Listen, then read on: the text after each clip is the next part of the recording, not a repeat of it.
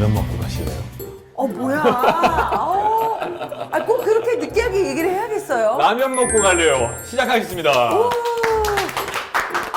근데 이게 굉장히 유명한 말이잖아요. 그렇죠. 라면 먹고 가실래요? 선생님 한번 해보실래요? 쌤, 라면 먹고 가실래요?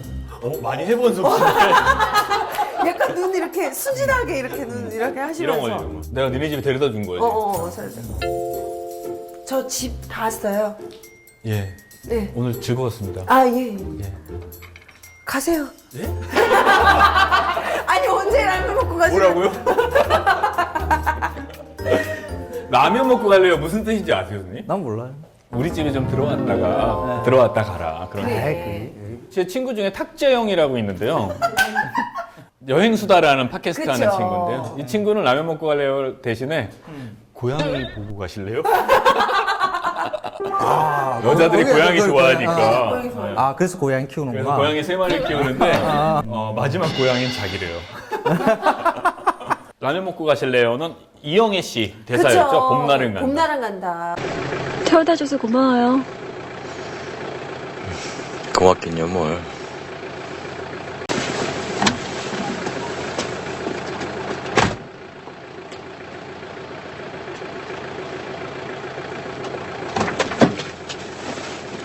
라면 먹을래요?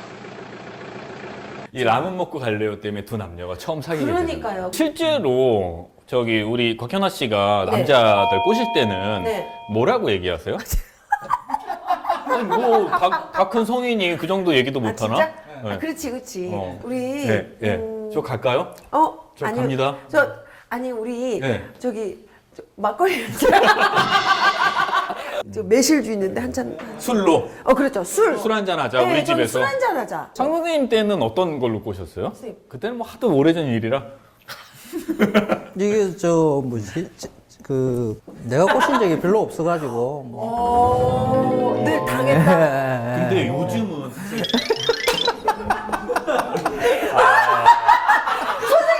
얼굴 좀 담았어요? 나 이 표정. 에휴. 너무 좋아하시면서. 근데 황 선생님이 요즘 만약에 제 나이쯤만 되셨어도 진짜 주가를 올리실 것 같아요. 낙양에 주가를 올리셨을 거예요. 요즘은 먹는 거에 여성분들이 민감하잖아요. 좀 그런 게 그 있죠. 맛있는 거, 또 음식 먹으면서 그 역사 얘기 막 이런 거 막 해주고. 나는 음식 먹을 때 음식 이야기 잘 안 해요. 왜요? 이게 맛없네 어쩌네 막 이런 거 있잖아요. 이게 그게 대한 음식에 대한 문제를 먼저 이야기를 하니까 딱 입맛 딱 떨어지지. 그건 좀 로맨틱하지가 않아요. 그래서 이거 우리 집 식구들은 나하고 같이 밥 먹을 때 이야기하지 마. 아무 말도 하지 마. 아무 말도 하지 말고 먹어. 특히 우리 집 막내. 아무 말 마. 아무 말 하지 마. 한번 먹어. 그 고3이라는 친구. 이런 대사도 있었잖아요. 네네. 굉장히 또 유명한 대사. 사랑이 어떻게 변하니? 근데 사랑은 사실 변하죠. 그러죠. 영혼에서는 있나? 변하지. 선생님 그런 거 표정이 없어. 되게 지금 내 사랑은 다 변했어 지금. 그러지. 우리 집사람도 잘 알아.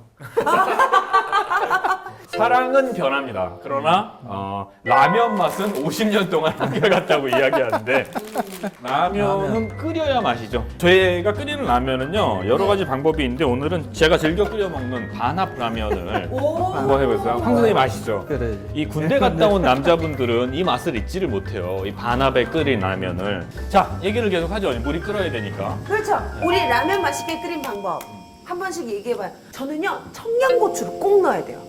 라면에. 네. 청양고추를 넣으면 그 약간 좀 그 라면의 그 칼칼함이 더해져가지고 해장용으로도 참 좋고요. 술이랑 먹어도 너무 맛있어요. 괜찮아요. 선생님 라면 끓이는 특별한 노하우가 있어요. 그 토마토하고 잘 어울려. 요 라면이요? 처음인데? 라면에 약간 부족한 게 뭐냐 그러면 신맛이 하나가 좀 부족해요. 그 토마토는 또 감칠맛이 굉장히 풍부한 채소거든. 감칠맛에다가 약간 신맛을 더하는 상큼한 기운을 갖다 만들어주는 거죠. 처음 듣는 얘기라서 꼭 시도해보고 싶어요. 그 우리는 토마토를 그냥 항상 생으로만 많이 먹잖아요. 그런데 보통 뭐 토마토는 익혀서 먹는 게 더 맛있어요. 뭐 구워서. 굽거나 뭐 끓이거나 이럴 때 토마토 넣어서 먹으면 맛있어요. 신기하다. 근데 여기 보니까 상당히 여러 가지가 들어갔네요. 우리가 얘기했던 그 모든 화학 성분 다 들어가 있는 것 같은데. 화학 성분의 집약제. 전분, 정제염, 미가메스, 면류 첨가, 알카리제, 산도 조절제. 나 좋은 거 찾아왔다. 아니 술을 갖다 놓기가 무서워. 좋은 거 찾아왔다. 아이. 혼자 먹으려고 이런 거 말이야. 어? 그 사이에 물이 끓고 있습니다. 자, 제가 라면을 끓여보도록 하겠습니다. 반합의 라면을 끓이실 때는요, 최소한 4등분 이상을 끓이셔야 돼요. 그래? 네. 자, 이렇게 해서 라면을 면을 먼저 넣고요. 이게 다 들어가네? 네, 다 들어가요. 자, 그래서 한 다음에 건더기 스프와 뭐야? 분말 스프를 같이 넣습니다. 제가 되게 열심히 설명하는데 단 한 대의 카메라도 저를 안 팔로우하네요. 뭘 이따위 스태프들이 다 있죠. 그리고 우리들은 막걸리 얘기. 네, 계속 막걸리 얘기하고.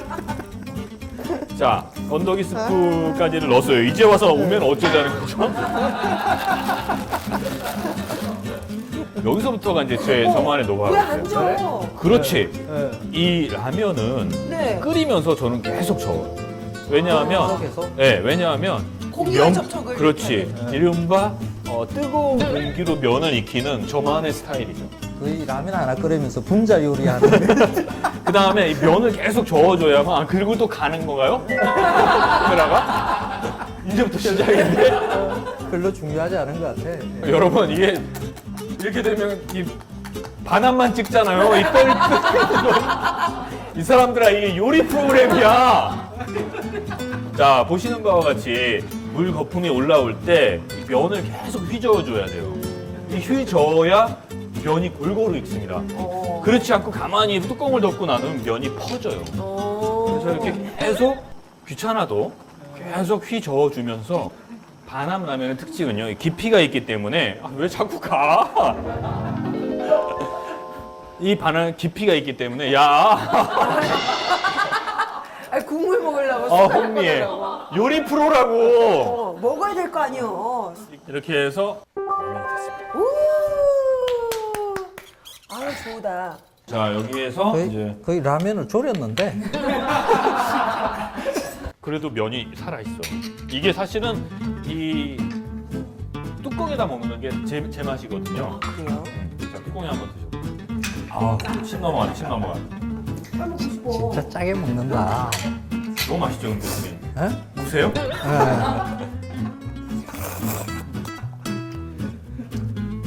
오빠.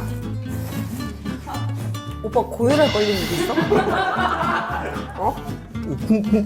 국물 없잖아 이거. 이거 봐봐 이거 완전 라면 조림이야. 진짜, 이거. 근데 맛있지 않으세요? 이거 완전 군대 라면. 그래, 군대에서 자, 막걸리 한 잔. 막걸리 무슨 치마시까요? 그냥 오, 자 일단 위하여 1위를 위하여 박근혜. 혜택 받는 국민. 이거는 짜니까 안주는 되겠다. 네, 이게 나 딱 안주용이다 안주용. 술이랑 어울려요. 너무 짜서. 우와. 딱 막걸리 안주용이다. 그쵸 이거. 그쵸 선생님. 자, 한국 라면의 역사도 좀 짧게 살펴보죠. 라면을 국수의 일종으로 본다면 6,000년 전 중국에서 밀을 재배하면서 시작했다고 하는 설이 있습니다. 그러니까 사실 이건 네, 기원을 설이고. 따지자면 끝이 없어요. 별 의미 없어요 그거는. 아 그래요? 선생님 그러면은 인스턴트 라면부터 가는 게 낫겠죠, 네. 차라리. 아니지. 인스턴트 라면 이전에 네. 그 라면이라는 형태가 라면을 이렇게 보면 면이 약간 누르스름하잖아요. 네. 일본에 가서 생라면도 있잖아 누르스름하잖아요. 네. 약간 꼬불꼬불하기도 네. 하고. 근데 그 면의 색깔을 내기 위해서는 간수가 필요해요. 반죽을 할 때 간수를 조금 넣죠. 그러면 색깔이 약간 누르스름해져요. 그리고 그 면의 맛에 약간 짠맛과 쓴맛, 약간 묘한 맛이 같이 어우러지죠. 간이 되는 거네요. 그러죠. 그러면 면도 약간 탄력이 있어져요. 그래서 약간 탄력과 약간 쓴 듯한 맛, 이 맛까지 결합돼 있는 이런 면이 일본이 아니라 원래 중국에서 만들어진 면이에요. 그게 남면 이름. 남면이죠. 그걸 먹는 방법은 여러 가지가 있죠. 국물에 넣어서도 하고, 뭐 볶기도 하고 이러는데, 그걸 일본에서 가져가서, 일본에서 자기식의 라면이 만들어지는 거죠. 네, 중국 음식인 거죠. 근데 그게 우리는 일본 가서 먹으니까, 일본의 일본 라면으로 생각을 하는 거죠. 네. 우리의 라면 역사도 있죠. 63년에 삼양라면의 전중윤 회장, 그래서 일본의 묘조 라면을 찾아가서 비법을 전수해 왔다. 가격은 10원. 10원. 그 당시에. 와. 그런데 면발을 실로 생각했대요. 우리가 그 당시에 실. 소비자들이 그래서 외면당했다고 해요.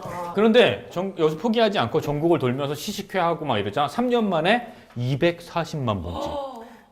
저때 그 삼양라면 처음 나왔을 때 그 기본이 닭국물이에요. 그 일본의 그 묘주라면에서 하나 더 들어가는 게 고춧가루가 들어간 거지. 그러면서 이제 한국 사람 입에 맞게 딱 떨어진 거죠.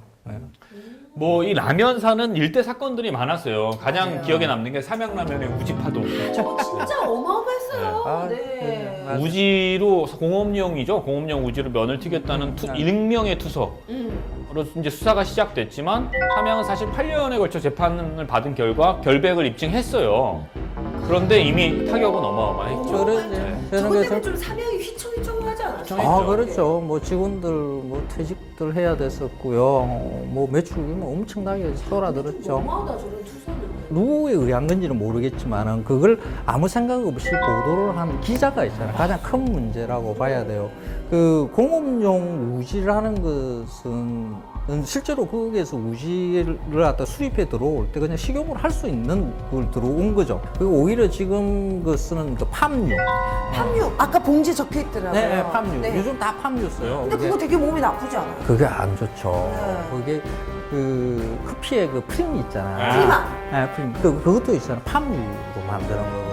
라면 얘기, 재밌는 얘기도 많아요. 그러니까 이제 라면 하면 떠오르는 몇 가지 사건들. 사건들. 저는 이게 가장 또 떠오릅니다. 뭡니까? 우리 한때 휩쓸었죠? 자, 포스코 라면 상무 사건. 최고였죠, 이때. 저 비즈니스 클래스인데 네. 라면 하나 끓여봐. 네, 알겠습니다. 자, 들어있습니다. 뭐야 이게 돈 익었잖아. 너 뭐니? 저도 쓰네. 뭐야? 다시 끓여요. 끓여. 자, 손님, 들어있습니다. 이게 너 안 짜잖아. 손님은 짜게 드시는군요. 야 너 기장 오라 그래. 비행기에 가고 있는데 기장 오라 그래. 그냥 비행기하고 있는데, 저 기장님 지금 운전 중이신데. 비행 중이신데. 지금. 하면서 잡지책으로 얼굴을. 이렇게. 그래서 이 사람은 승무원 폭행 혐의로 미국에 입국 못하고 그대로 귀국했죠. 포스코에서 공식적으로 사과까지 하고 임원직을 아마 해임됐다. 네. 근데 이 이후로 그 패러디한 게 되게 많았었어요. 네. 포스코 라면.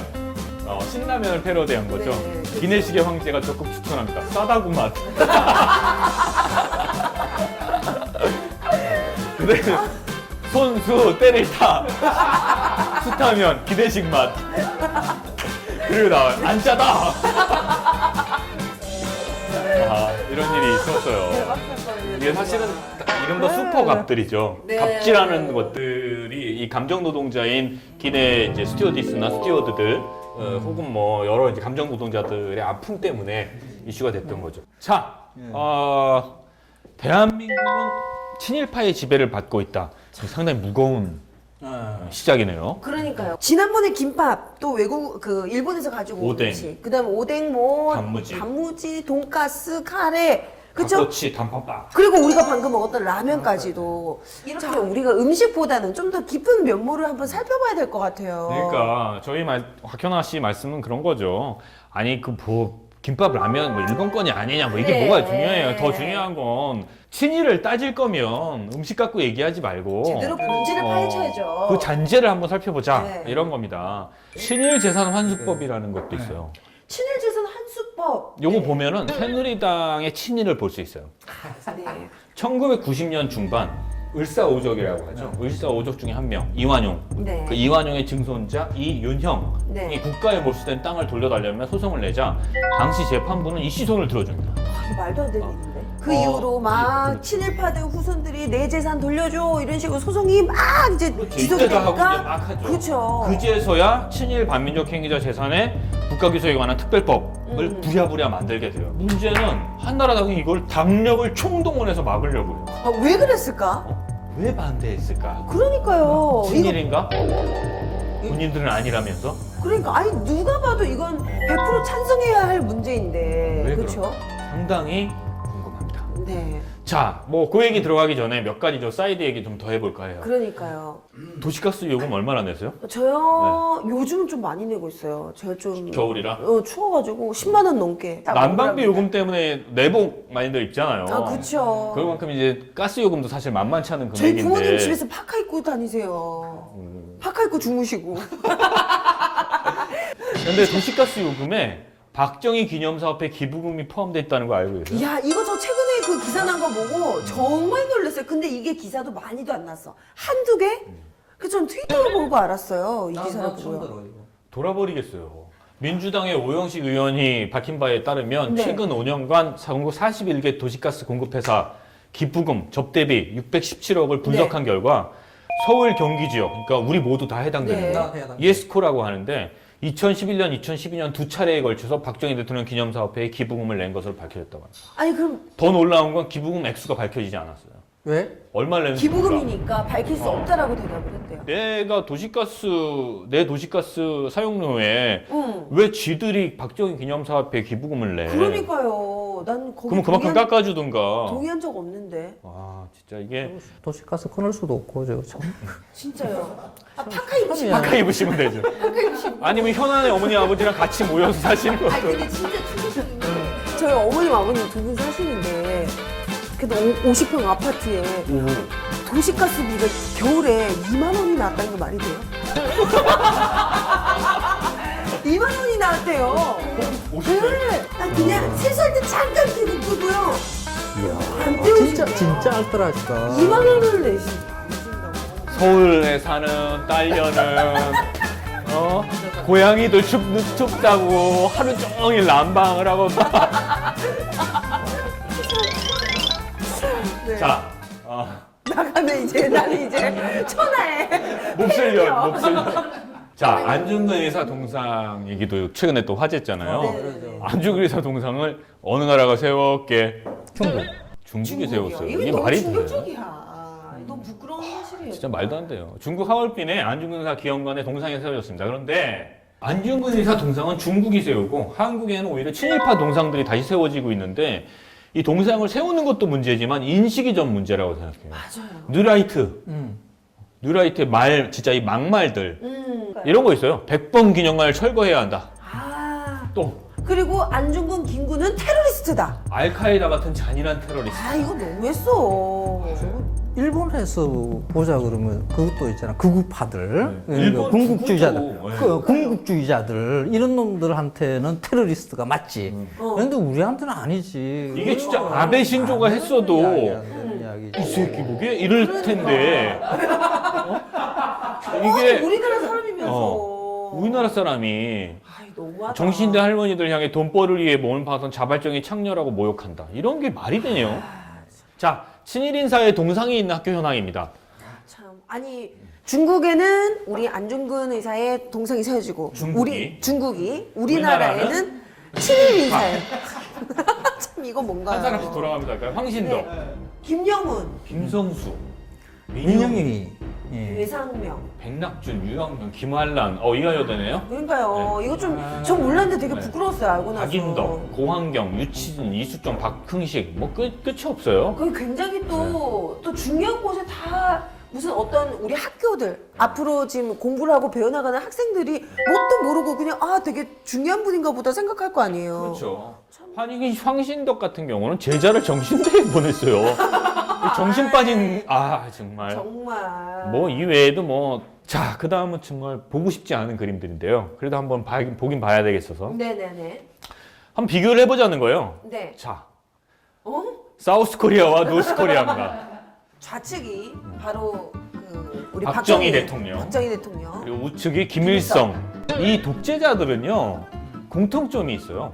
뭐예요? 어떤 공통점이 있을까요? 이 그림에서 그대로 나와요. 그 먼 어디를 향해서 바라하고 이게 그 국민들의 시각을 스스로 국민들의 시각에 맞추지 않는다는 거지. 동상들은 대부분 위로 쳐다보고 이렇게 하고 있다는 거지. 빈고입니다. 황 우와. 선생님 확실히 독재의 특성은 뭐냐면요.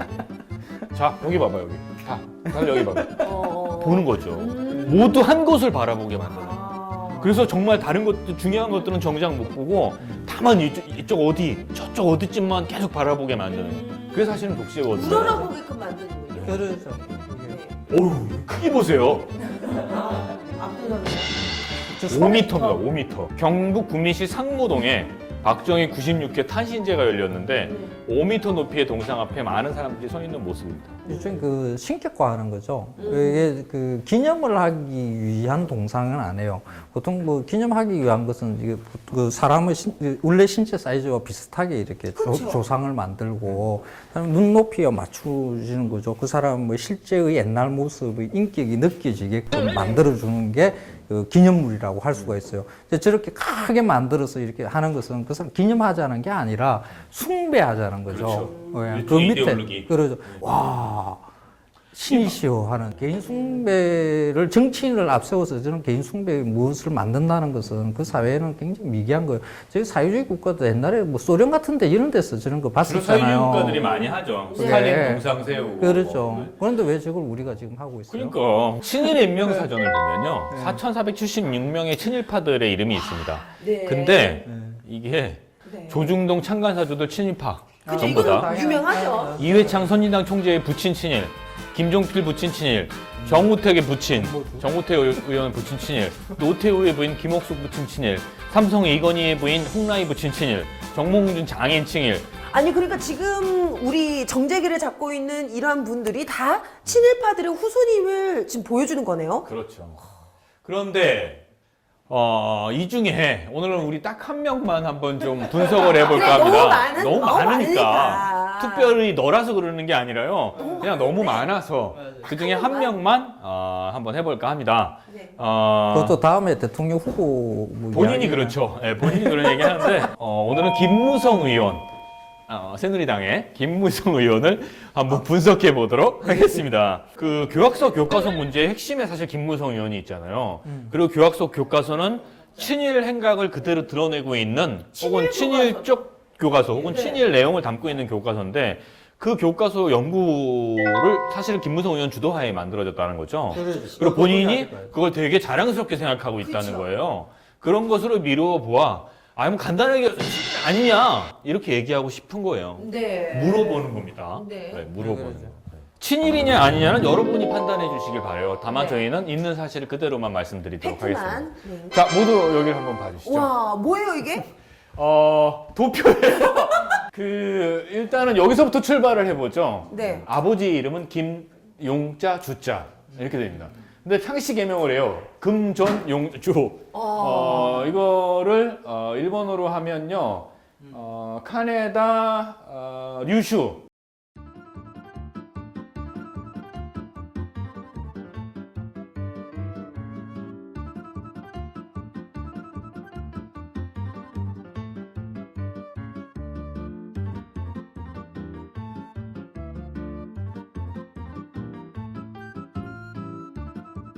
금전용주 씨. 금전용주 씨는요. 이런 글을 썼었어요. 예전에. 네. 예전에. 예. 황군 장병에게 감사의 전보를 할 것을 긴급 동의하여 만장일치로 가결했다. 이제 다시 말하면요. 대동아 전쟁을 옹호했다는 이야기예요. 일본 전쟁을. 그래서 조선인의 전쟁 참여를 독려했던 그런 친일 행적을 가지고 있습니다. 바로 이런 사람의 아들인 이 김무성 의원이 새누리당의 근현대 역사교실을 만들었다는 거예요. 그렇죠. 그리고 교학서 교과서를 적극적으로 추진했던. 이 두 분 사이에 김무성 본인이 태어나게 됩니다. 네. 형은 김창성 씨. 자, 김창성 씨는 어떤 분이냐면요. 전 박정희 기념사업회 이사를 지낸 분입니다. 지금 박근혜 대통령과 밀접한 관련이 밀접한 있네요. 관련이 네. 있다는 거죠. 그리고 김무성 씨의 누나죠. 김문희 네. 씨는 현영원 씨, 현영원 씨의 아내가 아내이기도 되네요. 한데요. 이 사이에 현정은 회장. 지금 현대 아산. 아하. 현정은 회장이 이 사이의 딸로 알려져 있습니다. 오, 현대관도 네. 있구나. 이 고모 쪽에 고종 쪽의 가게를 보면요, 김무성의 모친께서는 조카가 방상훈 많이 네. 들어본 이름 아닙니까? 어머나, 네. 조선일보의 그 방상훈 사장. 네네. 이 현영원 김무성 누나의 남편이 현영원 씨는 현준호. 네. 현준호라는 분인데 이분은 또 역시 친일입니다. 자, 요 간단한 가계도인데요. 여기 빠진 게 하나 있어요. 네. 김무성 씨의 장인어른이 있어요. 그분도 친일입니다. 그럼 지금 그리고 아버지 만주군의 장교였던. 만주군 장교? 그러니까 박정희하고 동기동창이라고 할 수 그렇죠, 있겠죠. 그렇죠. 근데 이제 우리 독립운동가들을 어떻게 무찌른 그 그렇죠. 범인들이죠. 독립운동가 잡는 사람들. 잡는 사람들. 뭘 봐야 되냐면요. 부모 세대는 친일을 했고요. 네, 본인 세대는 박정희 대통령과 연관이 있어요. 네. 그리고 사이드로는 재계와 연관이 있어요. 정재계의 핵심 권력자들의 부모가 친일이다. 이렇게 우리가 이해를 해야 돼요. 이게 바로 한국 사회의 정치 권력의 지형과 지도를 그대로 보여주는 거다.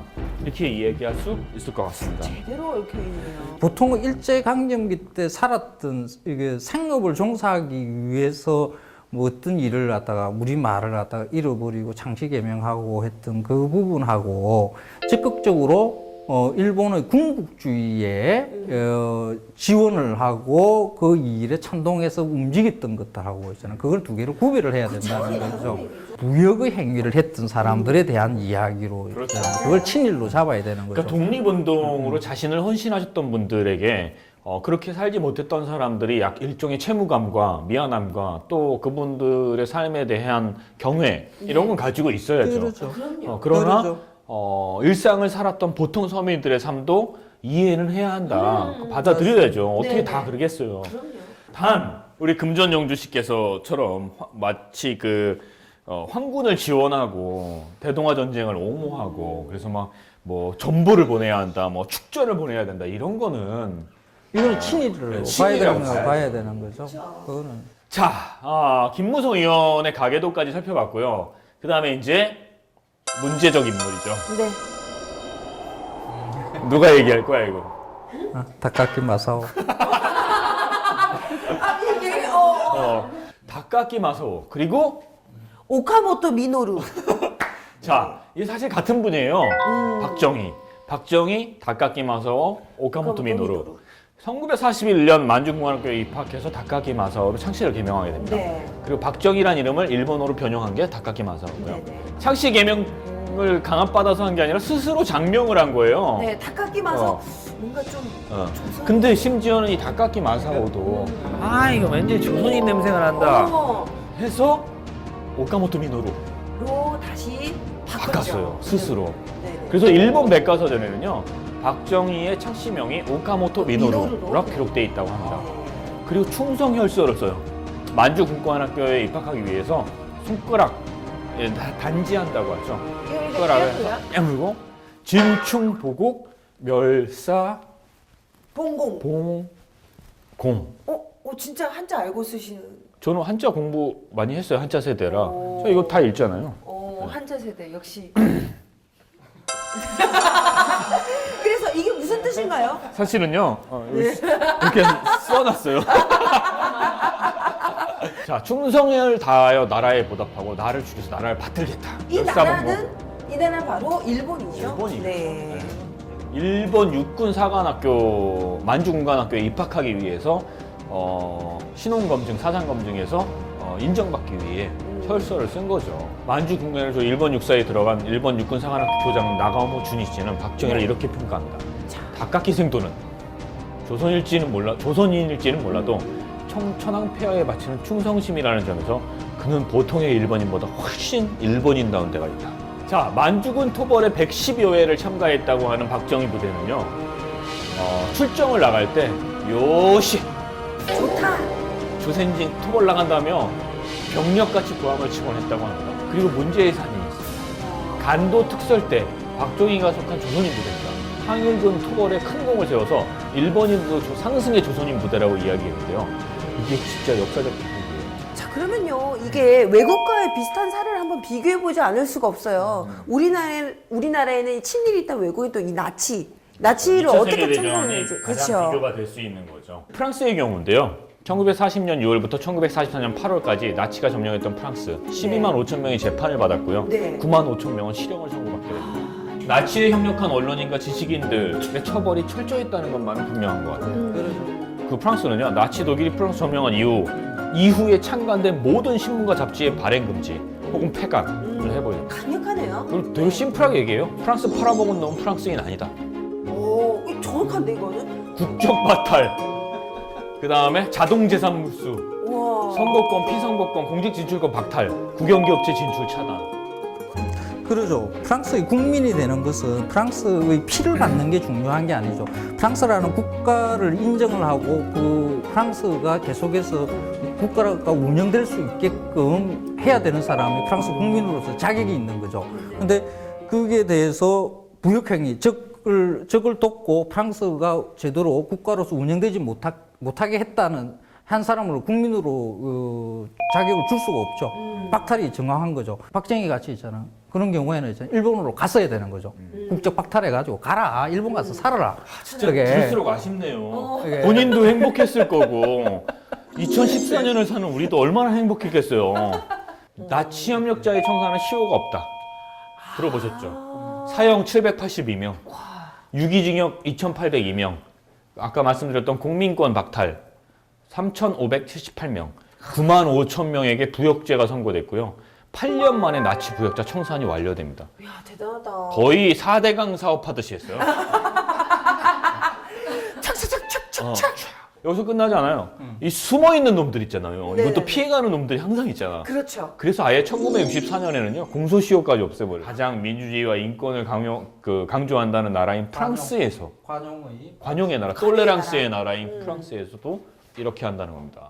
또 씁쓸하구만. 반면에 독일, 실제로 그런 그 청산의 대상이죠. 네. 독일은 이렇게 얘기해요. 당시 나치와 국가사회주의가 짧은 시간 안에 부상할 수 있었던 것은 독일 엘리트들 그리고 일부 독일 사회가 이를 묵인했기 때문이다. 아, 이 정확하네요. 통렬한 반성인 거죠. 통렬한 반성. 인권은 스스로 주장하지 못했고 자유는 스스로 보호하지 못했고 민주주의는 스스로 성공하지 못한다라는 이런 멋진 말을 또 합니다. 네. 그래서 독일은 나치의 온갖 범죄 그리고 2차 세계대전의 희생자 그리고 유대인 대학살에 영원한 책임이 있다라고도 영원한 이야기합니다. 책임. 아베 신조와는 완전히 다른 거죠. 아베 신조는 무슨 신조를 갖고 있는지 잘 모르겠어요. 그런데 이 문제를 독일이 당장 뭐 이렇게 사과하고 립서비스만 하는 게 아니에요. 네. 1972년부터는요, 폴란드, 프랑스 같은 주변 국가와 상의를 해서 역사 교과서를 편찬해요.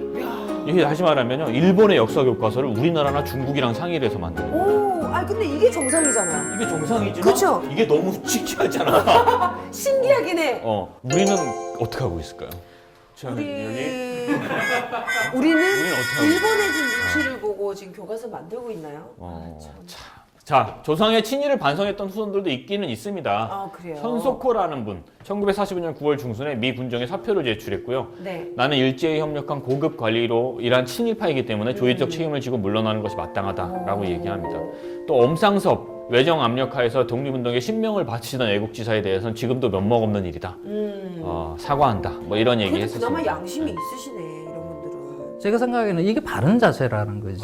예, 지식인으로서. 받고 그러죠. 박수를 쳐줄 수밖에 그러죠. 후손이라도 이제 하자는 거죠. 후손이라도. 그런 면에서 보면 그 고향의 봄의 작곡가 이원수 선생의 따님이 네. 아버지의 친일의 용서를 구한 그런 것들은 상당히 모범적인 사례라고 할 수 그렇습니다. 있겠죠. 그렇습니다. 이러면 용서할 수밖에 없어요. 그럼요. 처벌하는 거 이것만이 길이 아니고 또 하나의 방법이 있다는 거지.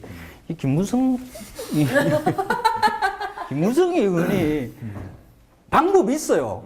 있죠. 방법은 있는데 지금 잘못된 방법으로 가고 있는 것 같아요. 그러니까 이원 선생님의 따님처럼 그 잘못된 점들을 자식된 도리에서 미화하려고 하지 말고 있는 그대로 이야기하고 우리 아버지가 그런 잘못을 저질렀다 미안하다라고 얘기하면 끝난 일일 수도 있어요. 그러죠. 근데 이 사람처럼 이걸 어떻게 하면 금존영주 씨를 멋지게 포장을 할까 해서 역사 교과서 자체에 손을 대기 시작하는 건 이건 단지 이 사람만의 잘못, 김용주 때 끝난 일이 아니라 김무성 때의 또 다른 새로운 잘못이 시작되고 있다. 그러죠. 이렇게 봐야 되는 그러죠. 거죠. 하고 싶은 얘기는 이거였죠. 김밥과 라면 다 일본에서 건너온 음식이라고 추정할 수 있다. 그리고 또 그게 설사 일본에서 건너왔으면 또 어떠랴. 우리가 우리가 맛있게 즐기면 되잖아. 잘 먹으면 되는 거지. 정작 중요한 그 친일 네. 혹은 일본의 잔재들은 여전히 우리 사회 곳곳에 숨어 있다. 네. 그리고 숨어 있는 것뿐만 아니라 이제는 확 드러나 있다. 그리고 미화시키려고 하는 조짐이 보이고 있다. 보이고 있다. 네. 그 어떤 일본인보다 일본인 같다는 투더 코어. 골수 친일파가 18년 동안 대한민국을 통치하고 네. 이제는 다시 그 따님께서 다시 대한민국의 대통령이 되는 현실, 이것을 과연 이들의 정권에 대한 야욕 혹은 욕심 때문만이라고 하기에는 우리 낯짝도 좀 부끄럽지 않나라는 생각도 듭니다. 청산의 대상이기는 한데 청산을 할 수 있는 시기는 놓친 것 같고 이걸 그냥 그 부자니 완전히. 권력을 용서는 언제나 권력을 가지고 힘을 가진 자들이 해야 되는 거잖아요. 근데 요즘에 우리나라 불의가 권력을 가지고 있기 때문에 정의는 너무 초라해지는 시대가 아닐까.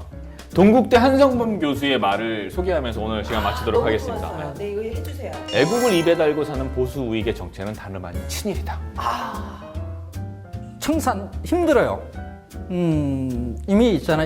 한국 사회 구조 안에 이제 너무 깊숙이 침투해서 다 요직을 쥐고 있기 때문에 청산 절대 힘들 것 같아요. 그래도 있잖아요. 우리 부릅뜨고 잊지는 말아야 돼요. 저것을 잊게 만들려고 하는 작업들 이거 우리가 막아내야 돼요. 우리가 막아내요. 잊지 않는 게 어쩌면 이기는 거다. 이런 맞아요. 생각도 맞습니다. 해봅니다. 네. 감사합니다. 제가 이공계 계열입니다. 눈사롱에서 사니까 양식. 그렇죠.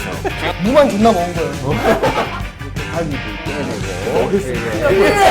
근데 그냥 스타일대로 그냥 공약 하나 또 버리시면 돼요. 대가리는 이쪽이 없고요. 방향상 저쪽 방향.